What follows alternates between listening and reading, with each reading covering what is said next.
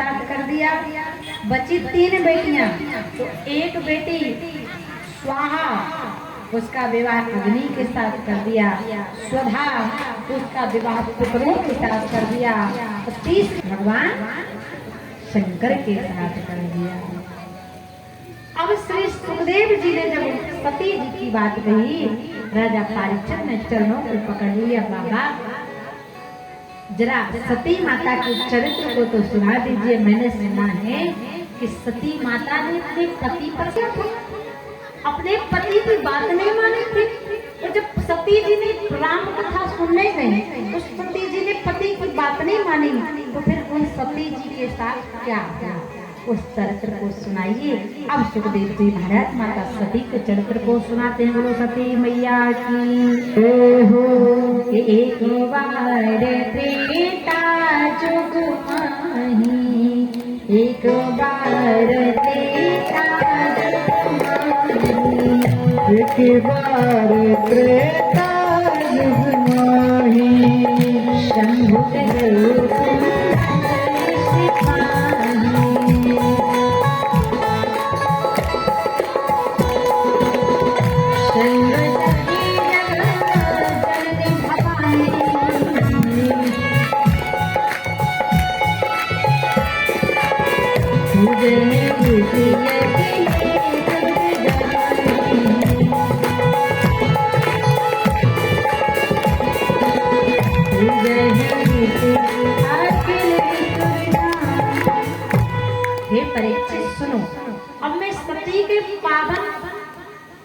धर्म का चरित्र सुनाता हूँ। एक बार त्रेता जुग माही, शंभु गयो कुंभज ऋषि।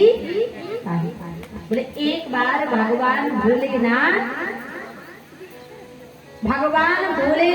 अपने पैरों से चलकर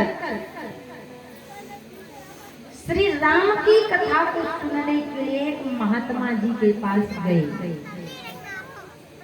और उन महात्मा का नाम शंभु गए कुंभज ऋषि माही, उनका नाम कुंभज। और महाराज कुंभज के 2 नाम थे, एक नाम था कुंभज। तो कुंभज नाम इसलिए पड़ा क्योंकि उनका जन्म मिट्टी के घड़े से हुआ था, और मिट्टी के घड़े को संस्कृत में कुंभज कहते हैं, इसलिए उनका नाम कुंभज पड़ा। तो दूसरा नाम पड़ा अगस्त। तो अगस्त क्यों पड़ा? बोले एक बार समुद्र देवता को बड़ा अहंकार हो गया कि मैं बहुत बड़ा हूँ, मुझसे बड़ा संसार में कोई दूसरा नहीं। जब समुद्र को अभिमान हुआ ना, तो अगस्त नाम के ब्राह्मण गए और उन्होंने दोनों हाथ जोड़कर कहा, हे महाराज अगस्त, बोल पड़े, हे महाराज समुद्र, आप बहुत बड़े हैं, तो क्या हम आपके समुद्र से 3 अंजलि जल ले सकते हैं? समुद्र ने कहा 3 अंजलि में क्या होगा, और ले लीजिए। महाराज अगस्त बोले नहीं 3 ही चाहिए। ठीक है लीजिए। और जैसे ही अगस्त मुनि जल को लेने लगे, कुसा उठाया, समुद्र में डाला, और जितना भी जल आया उसको अंजलि पर रखा, बोल पड़े ओम केशवाय नमः। जल पिया, आधा समुद्र खाली हो गया। फिर कुछ उठाया, फिर डाला, ओम माधवाय नमः। दूसरा जल पिया, पूरा समुद्र खाली, बीच में गड्ढा बच गया। फिर उस गड्ढे में डाला, ओम गुरु गोविंदाय नमो नमः। जैसे तीसरा अंजलि जल पिया, सारा समुद्र का जल खत्म हो गया। जितने भी जल जीव थे सब तड़पने लगे, रोने लगे। समुद्र का अभिमान चूर चूर हो गया, चरणों में गिर पड़ा, हे महाराज अगस्त क्षमा कर दीजिए, गलती हो गई, अहंकार रह गया था, क्षमा कर दीजिए। तब अगस्त मुनि को दया आ गई, और अगस्त मुनि ने जो समुद्र का जल एक साथ पान कर लिया था, वही संसार में वापस निकाल दिया लघु संख्या के माध्यम से। तभी से समुद्र का जल खारा भी पड़ गया। लेकिन जब समुद्र को खारा कर दिया ना पंडित अगस्त जी ने, तो माता लक्ष्मी ने ब्राह्मणों को श्राप दे दिया था। श्राप को माता लक्ष्मी देख रही थी कि ब्राह्मण देव ने हमारे पिता को खारा कर दिया और एक ऐसा ब्राह्मण और है जिसने हमारे पति की छाती पर लात मार दी। वो कौन है? तुरंत श्राप दे दिया, कहने लगी कि जाओ ब्राह्मणों में तुम्हें श्राप देती हूँ कि पिताया हमारे खारे कर दिए, पति कुमारी लात, तब ही से हे सखी हम कहते ब्राह्मण मागत खात।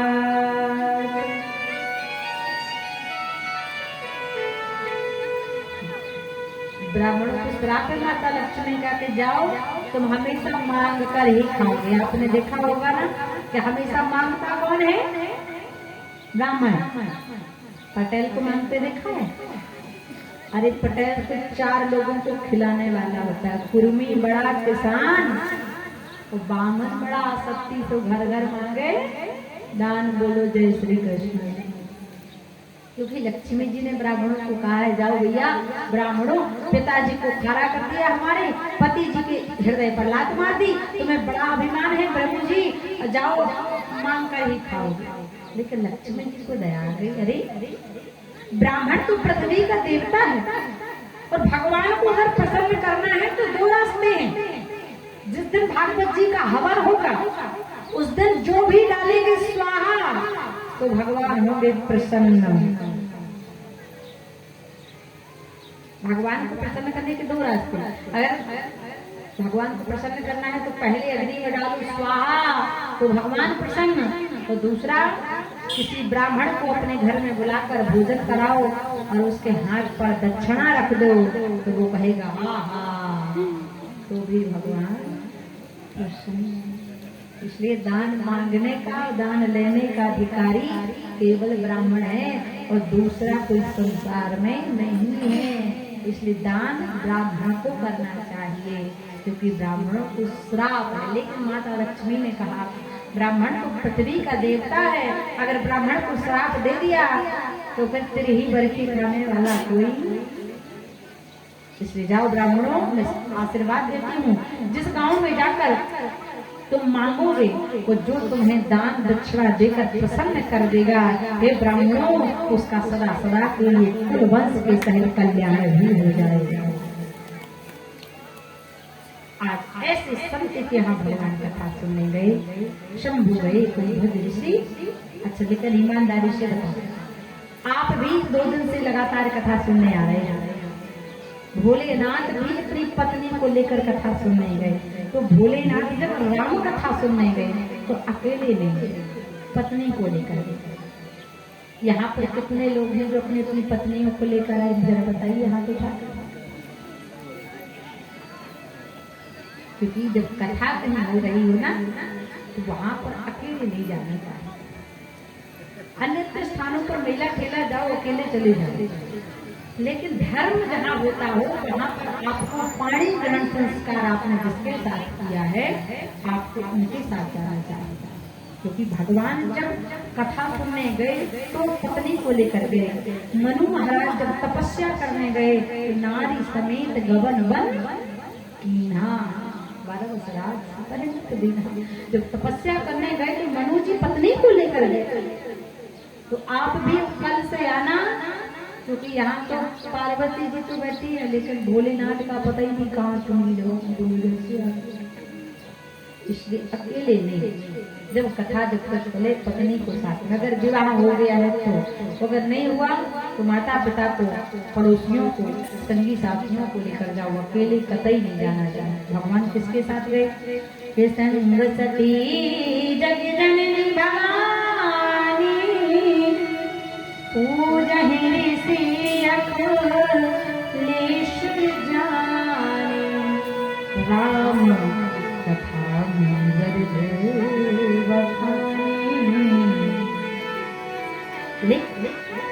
कथा सुनने भगवान से गए। इसके बोले कुंभ ऋषि संत के, लेकिन महात्मा की यहाँ कथा सुनने गए, क्योंकि महात्मा है कौन? उसके असली महात्मा वही है जो भगवान की कथा से प्रेम करता हो, केवल और केवल प्रेम करता है। क्योंकि आजकल संसार में महात्मा भी कई प्रकार के हो गए, और आजकल तो कई लोग महात्मा बन जाते हैं, क्योंकि महात्मा बनना बड़ा सरल है। पीला पीतांबर पहना, 3 एकड़ में चंदन लगाया, महात्मा तैयार। कई लोग तो महात्मा इसलिए बन जाते हैं क्योंकि महात्मा बनने के बड़े फायदे हैं। जो अपने बाल बच्चों को पाल पोष नहीं पाते, पालन पोषण नहीं कर पाते, पिला नहीं पाते, वही महात्मा बन जाते हैं। क्योंकि महात्मा बनने के बहुत बड़े फायदे हैं। किसी कवि ने कहा कि मूड मुड़ाए 3 गुण, सर की मिट गई खाज, बनी बनाई रोटी मिटत, लोग कहत महाराज। बड़ा फायदा, क्योंकि महात्मा कई प्रकार के जनता है। रघुपति राजा राम, जय के अंदर आसाराम, बुरे कर्म का बुरा है फल, आज नहीं तो निश्चित कल। भगवान महात्मा के पास कथा सुनने गए। टीका चंदन पूजन महात्मा जी ने किया, चरणों को धोया, चरणामृत पी लिया। भगवान ने कहा, देखो महात्मा जी, हम यहाँ पे स्वागत करवाने नहीं आए, हमें कथा सुननी है, कथा सुनाओ ना। अब महात्मा जी गए, कुंभज ऋषि ऊंचे सिंहासन पर बैठकर राम कथा सुनाने लगे कि राम कथा बड़े बखान, सुनिए महेश परम दुख मानी, राम कथा बड़े बखान। इतना आनंद आया भगवान भोलेनाथ की कथा सुनकर, क्योंकि वो पापी इंसान होगा जिसे भगवान की कथा सुनकर आनंद न मिला। वह निकृष्ट निम्न मनुष्य होगा जिसे भगवान की कथा सुनकर प्रेम उत्पन्न न हो। अब लेकिन सती माता जो है इधर उधर देखने लगी, अरे ये कैसा लगता है? अभी अभी श्रोता रूपी भोलेनाथ के चरणों को धो रहा था, पी रहा था, चरणामृत ले रहा था। ये कैसा लगता है कि चरणों को धोकर पी रहा था, कथा सुना रहा। अरे मैंने कथा तो भगवान के मुख से सुनी है, मैं ऐसे वक्ता के मुख से कथा सुनने वाली नहीं। कथा चल रही थी, भगवान मगन हो गए, कथा में मन लग गया भोलेनाथ का, लेकिन सती जी का मन नहीं लगा। सती जी पंडाल देख रही हैं, रोड देख रही हैं, बस देख रही हैं, आंगनबाड़ी कितनी अच्छी बनी है ये देख रही है, धर्मशाला कितनी अच्छी बनी है, लेकिन सती जी का मन कथा में नहीं। इधर उधर देख रहे। कुछ समय बीता, अब सती जी से नहीं रहा गया, भगवान तो मग्न हो गए। कुछ देर बाद कहने लगे, हे भोलेनाथ चलो बहुत कथा सुन ली। एक बार कहा, 2 बार कहा, तीसरी बार जब कहा तो भगवान को सती जी की बात माननी पड़ गई, क्योंकि संसार में 3 हट बड़ी खराब होती है, एक बाल हट, राजहट और त्रिया हट। तीसरी बार कहा चलिए, तो भोलेनाथ को जाना पड़ा। मुनि सन दीदाया मांगु त्रिपुरारी, मुनि सन दीदाया मांगु त्रिपुरारी, चलिए भवन संकट लक्ष कुमारी। राम जय राम जय जय राम, श्री राम जय राम जय जय राम।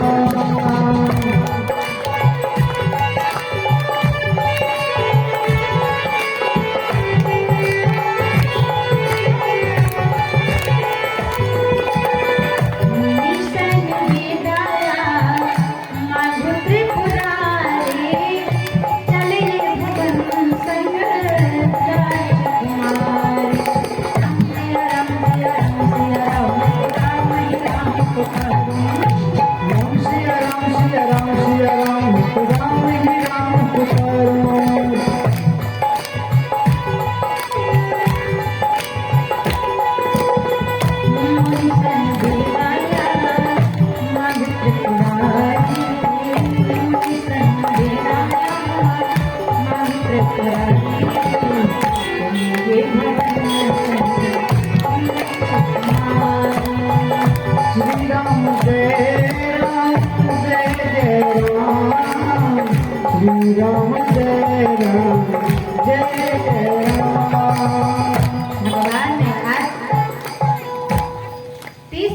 तो सती जी ने कहा तो भगवान को मानना पड़ा सती जी का कहना। लेकिन ध्यान देना, कथा सुनने का और ना सुनने का क्या प्रभाव है। सती जी ने कथा ध्यान से नहीं सुनी तो क्या प्राप्त हुआ, भगवान ने ध्यान से सुनी तो क्या प्राप्त हुआ। तुलसी बाबा ने लिखा, श्री सुखदेव जी महाराज परीक्षित से कहते हैं, मुनि सन विदया माघु त्रिपुरारी चले भवन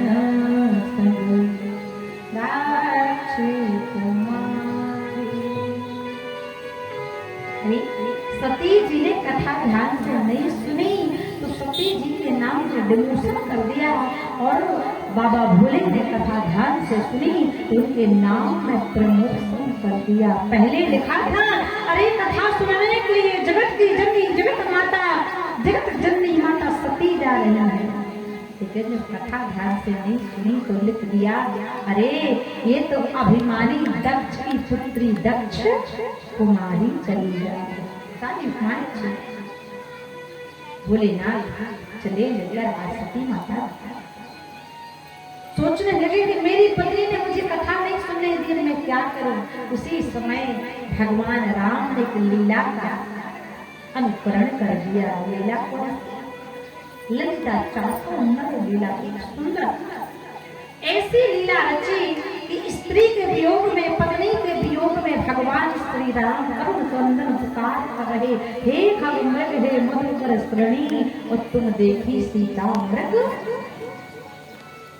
अब भगवान राम को देखा, तुरंत भोलेनाथ ने प्रणाम कर लिया, कहने लगे जय सच्चिदानंद जग पावन हंस कहे चले मनोज। अब सती जी ने देखा कि हमारे पति ने प्रणाम किया, पूछने लगी बाबा जी ये बताइए इन तो साधारण बालों को प्रणाम क्यों किया। भोलेनाथ ने कहा, देवी संदेह मत करो, तो साक्षात परब्रह्म परमात्मा राम है, ये तो भक्तों को आनंदित करने के लिए लीला कर रही। सती जी ने कहा, अगर ये भगवान होते तो नेत्र बंद करके पता कर लेते हमारी पत्नी कहाँ है, ऐसे रोते बिलखते थोड़ी। शंकर भगवान ने कहा, देवी ये लीला चल रही है, भक्तों को आनंदित करने के लिए श्री राम जी लीला कर रहे हैं। वो जो लीला होती है वह कभी असली होती, लीला असली होती है कि नकली। लीला लीला असली नहीं होती, क्योंकि आपने देखा होगा कहीं पे रामलीला होती है तो वही पात्र राम बन जाता है, वही रावण बन जाता है, वही कुंभकर्ण बन जाता है, वही शूर्पणखा बन जाता है। एक जगह तो लीला चल रही थी, पर्दा लगा, पीछे से आवाज आई, महंत जी ने कहा जो सीता माता का अभिनय कर रहा है उसको लेकर आओ। पीछे से आवाज आई, पर्दा गिर गया। बोले महंत जी अभी जो सीता का अभिनय कर रहा है वो नहीं आ सकता। बोले क्यों? बोले वो तो अभी बीड़ी पी रहा है। कहने का भाव लीला जो होती है वो निकली होती है, तो राम लीला पत्थरों से, बंदरों के शब्दों से, तुरियों के समूहों से पूछ रहे हमारी सीता पत्नी को। भगवान ने प्रणाम कर लिया। सती जी को संदेह हो गया कि हमारे पति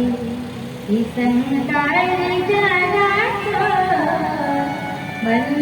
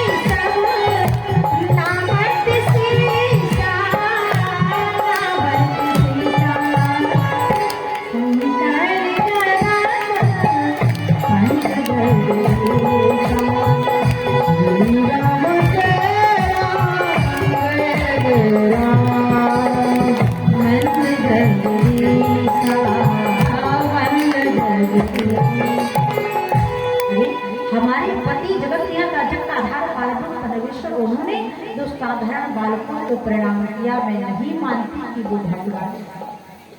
भोलेनाथ ने बहुत समझाया। मेरी माताओं ध्यान देना, पति अगर कुछ समझाए, अगर आपको पति की बात समझ में ना आए तो समझ लेना आपका बुरा वक्त प्रारंभ हो गया। सती जी को आज भगवान ने बहुत सुनो, सती सब नाम स्वभाव संशय घरों। अरे तुम त्रेता की पत्नी अगर पति पर संदेह करोगी तो कलयुग की हर नारी अपने पति पर संदेह। सती जी नहीं मानी, बोले मुझे विश्वास नहीं होता कि वो भगवान है, जो रो रहे थे वो भगवान है। भगवान भोलेनाथ ने कहा ठीक है देवी, अगर तुम्हें मेरी वाणी पर विश्वास नहीं हो रहा तो जाइए और उन्हीं राम की परीक्षा लीजिए, खुद देख लीजिए वो भगवान है कि। 5 ऐसी नारियां हुई जिनके 5 के एक ही अक्षर से नाम प्रारंभ होते हैं, 5 का एक ही ध्येय है भगवान को पाना, लेकिन 5 का तरीका अलग अलग है। तो भगवान मिलते किसे? बोले आज सती जी भगवान को पाना चाहती है परीक्षा से, सीता जी भगवान को पाना चाहती है इच्छा से, स्वयं प्रभा जी भगवान को पाना चाहती है शिक्षा से, सूर्पनखा भगवान को पाना चाहती है समीक्षा से, लेकिन माता सौरी भगवान को पाना चाहती है प्रतीक्षा से। इसलिए परमात्मा मिले किसे? ताहि देहो गति रामो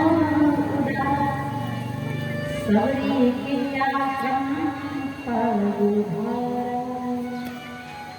बोल गागा बोल मेरे राम कब आएंगे, और दुखिया की झोपड़ी को भाप हो जाए। भगवान मिले तो सबरी को प्रतीक्षा करने वालों को, तर्क करने वालों को भगवान कभी नहीं मिलते। तो जो तर्क करता है भगवान की कथा में, भगवान के नाम में, भगवान के चरित्रों में जो तर्क करता है वो भगवान का कभी भक्त हो ही नहीं सकता, चाहे भगवान का अनुयायी, भगवान का प्रिय कभी हो ही नहीं सकता।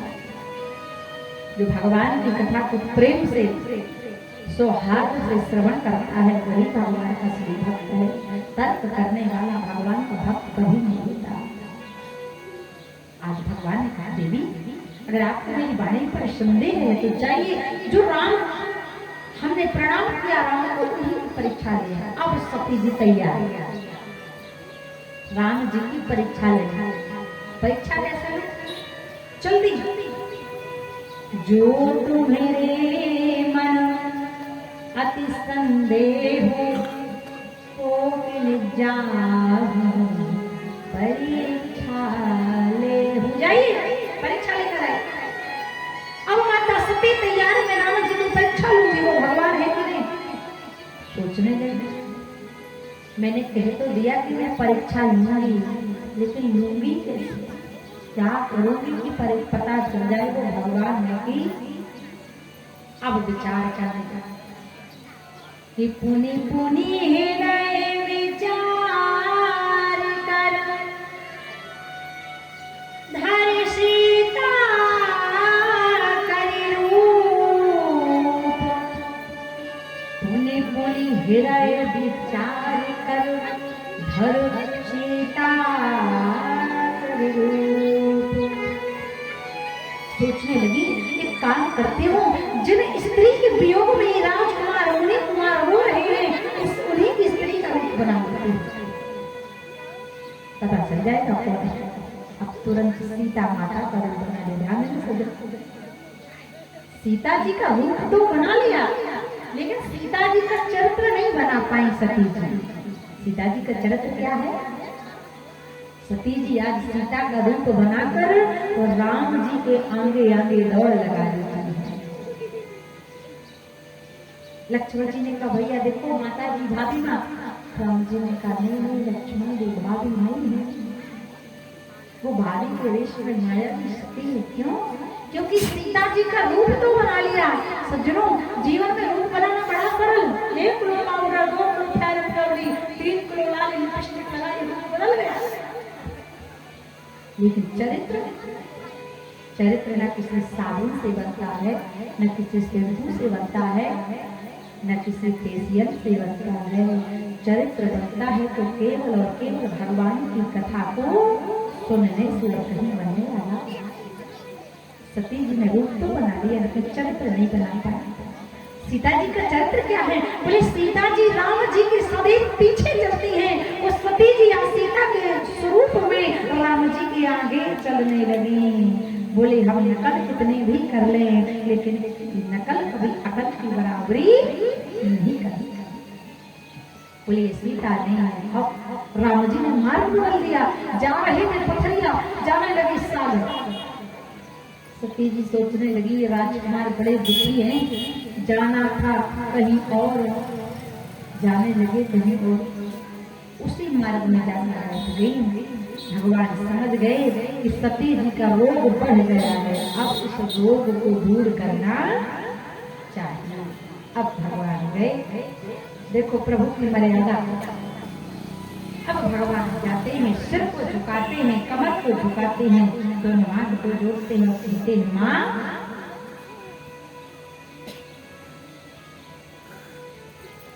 रूप पत्नी का है। बोले राम जी ने क्या कहा कि जोरी पाणी प्रभु की है प्रणाम, पिताया समेत लीन निज नाम, कहीं बाहोरे कहाँ ब्रेस के तू, कहीं बाहोरे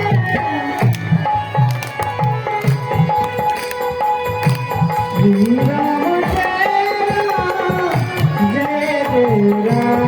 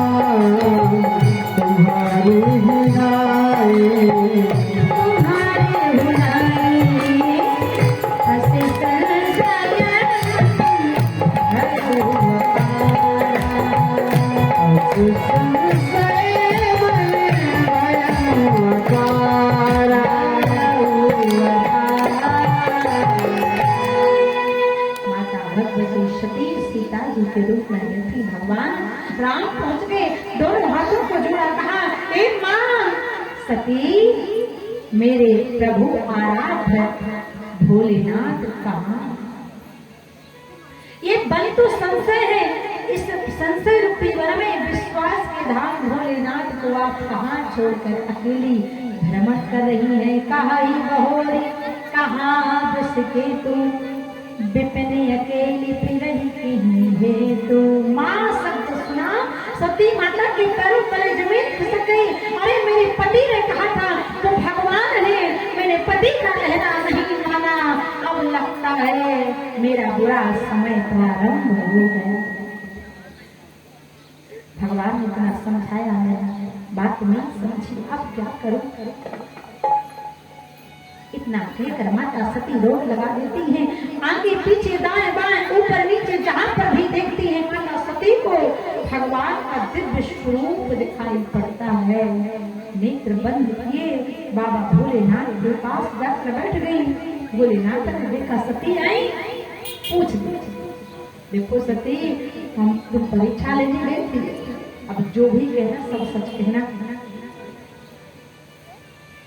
कि गई समीप महेश तब,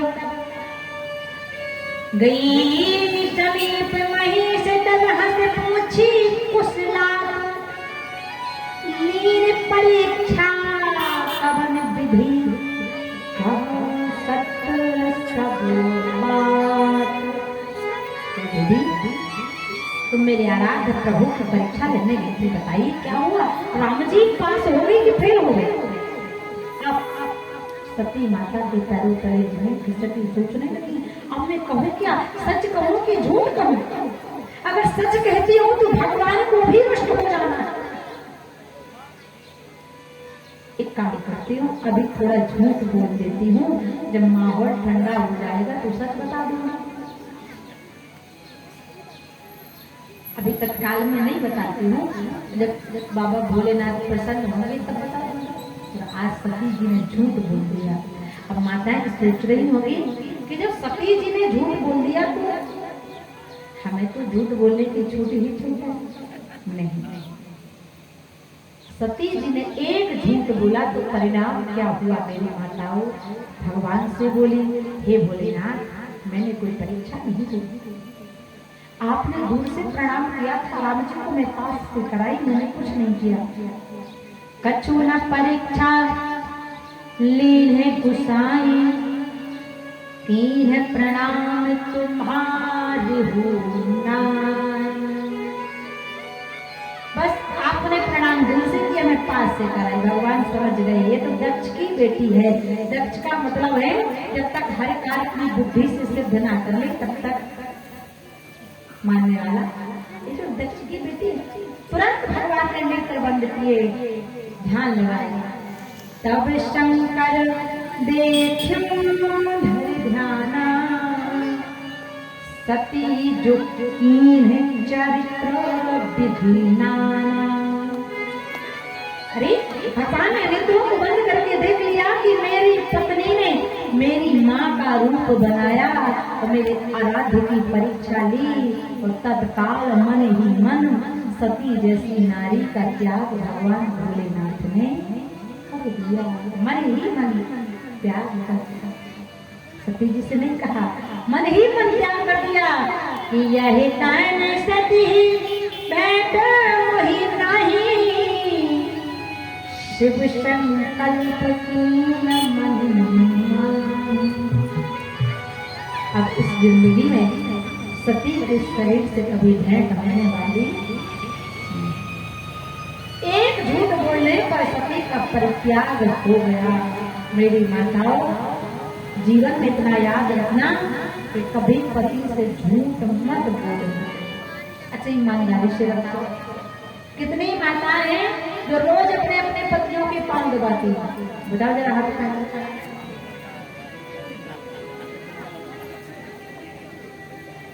पति के पैर दबाना चाहिए, कभी पति के पैर दबाने से घर में लक्ष्मी आती है। आज सती जी का भगवान ने त्याग कर दिया। आगे भगवान समाधि में चले गए। 87,000 वर्ष के बाद समाधि खुली। तब दक्ष प्रजापति ने भगवान का अपमान करने के लिए यज्ञ कराया, सबको बुलाया, भोलेनाथ को नहीं बुलाया। सती जी फिर कहती है, पिताया भवन उदिशा परम, जो भुमायस होय, सो में जान कृपायतन, सागर देखन सोय। भोलेनाथ से कहती, बाबा पिताजी यज्ञ कर रहे हैं, आप आज्ञा दीजिए, चलिए आप भी। भगवान ने कहा, नहीं देवी, आपके पिताजी ने हमें नहीं बुलाया, जानबूझकर नहीं बुलाया, क्योंकि एक बार ब्रह्म सभा लगी थी, सबने दक्ष प्रजापति को उठकर प्रणाम किया, मैंने बैठे प्रणाम कर लिया। वहाँ आपके पिताजी हमसे नाराज हो गए और हमारा अपमान करने के लिए यज्ञ करा और हमको नहीं बुलाते, सबको बुलाया। सती जी फिर नहीं मानी और आज बगैर बुलाए अपने पिता के यज्ञ में चली गई। देखती है कि यज्ञ में सबका भाग, ब्रह्मा विष्णु वरुण अग्नि पितरों का सबका भाग है, लेकिन भोलेनाथ के भाग के नाम पर एक सुपारी भी रखी नहीं। नेत्र लाल हो गए, दृष्टि टेढ़ी हो गई और कहने लगे, दक्ष मूर्ख, आपने हमारे पति का अपमान किया है, अब हम आपके दिए हुए शरीर को आपके ही यज्ञ में जलाकर राख कर देंगे। और आज माता सती दक्ष के यज्ञ में छलांग लगा देती। यहाँ भगवान को पता चलता है, भगवान जोर से आसन से उठते हैं, भोलेनाथ के सर की लट टूट जाती है, उसके दो भाग हो जाते हैं, एक से वीरभद्र और दूसरे से भद्रकाली प्रकट हो जाती है। भगवान ने कहा जाओ वीरभद्र दक्ष प्रजापति का सिर काट लाओ। यज्ञ विध्वंस हो गया, फिर भी सबने मनाया, यज्ञ विध्वंस हो गया, अनर्थ हो गया, भोलेनाथ की स्तुति करी। तब आज भगवान ने दक्ष के यज्ञ को संपन्न कराने के लिए दक्ष प्रजापति को बकरे का सिर लगाया। बकरे का क्यों लगाया? दक्ष के ऐसे कारनामे थे, गधे का लगा देते, लेकिन बकरे का इसलिए लगाया क्योंकि बकरा हमेशा मैं करता है। तो दक्ष प्रजापति भी हमेशा मैं करता था। मैं का मतलब क्या है?